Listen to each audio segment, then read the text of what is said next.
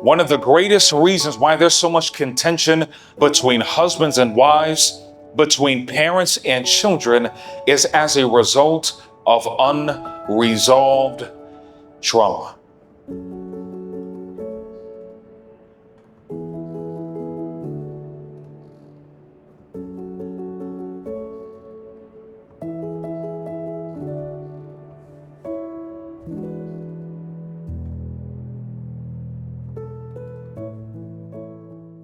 When you see this picture, what comes to your imagination? This is a symbol of the story of Cain and Abel. Now, the story of Cain and Abel. Now, why is the story of Cain and Abel so famous? What happened to Abel as a result of this experience? He was killed. Now, who were the parents of Cain and Abel? They were Adam and Eve. Now, did Abel die of natural causes? What happened to Abel? He was killed by his brother. I mean, just think about this. Only one generation after sin comes into the human experience, murder is already being played out.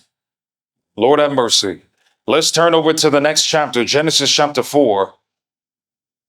Genesis chapter 4, we're going to start in verse number 1. And Adam knew his wife Eve, and she conceived and bare who? And bare Cain. It says, and said, I have begotten a man from the Lord. And she again bare his brother Abel. And Abel was a keeper of the sheep, but Cain was a tiller of the ground. We're going to jump down to verse 5. It says, but unto Cain and to his offering he had not respect, and Cain was very wroth, and his countenance fell. It says, and the Lord said unto Cain, why art thou wroth, and why is thy countenance fallen? If thou doest well, shalt thou not be accepted? And if thou doest not well, sin lieth at the door. And unto thee shall be his desire, and thou shalt rule over him. And Cain talked with Abel his brother, and it came to pass, when they were in the field, that Cain rose up against Abel his brother, and he did what unto him? He slew him. Now, when this says slew him, is this communicating that they played patty cake and hopscotch? Is this what the Bible say? No, unfortunately, Cain literally killed his brother Abel. It says, and the Lord said unto Cain, where is thy brother Abel? And he said, I know not, am I my brother's what? I mean, this is just sheer insanity. The God of the universe comes to you. You know that you literally just killed your brother, and you tell the great God of the universe, am I my brother's keeper, knowing perfectly well that you are guilty of murder. This is what sin does to the human conscience. Now, in order to restore man back into the image of God, do you think that heaven needed to deal with this home problem? Do you think that if God is going to restore us back into his image, do you think that God has to deal with our homes? Do you think that Satan is using trauma in the home in order to bring about a great deal of degradation? Yes, he is. You see, this experience of Cain and Abel is merely a symbol of the conditions of the homes of humanity. And if man is going to be restored again back into the image of God, there needs to be healing and restoration that comes to this institution. Now, this is a gentleman by the name of Gabor Mate. He's a social analyst in the 21st century. Notice what this man says about trauma and toxicity in the home.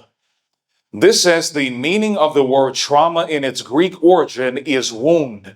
Whether we realize it or not, it is our woundedness and how we cope with it that dictates much of our behavior, shapes our social habits, and informs our ways of thinking about the world. It can even determine whether or not we are capable of rational thought at all in matters of the greatest importance in our lives. Notice, it says, for many of us, it rears its head in our closest partnerships, causing all kinds of relational mischief? Do you think that it is as a result of unresolved trauma that it is bringing so much, again, degradation into the home? One of the greatest reasons why there's so much contention between husbands and wives, between parents and children, is as a result of unresolved trauma. Unresolved trauma. But again, does God have a solution to this trauma?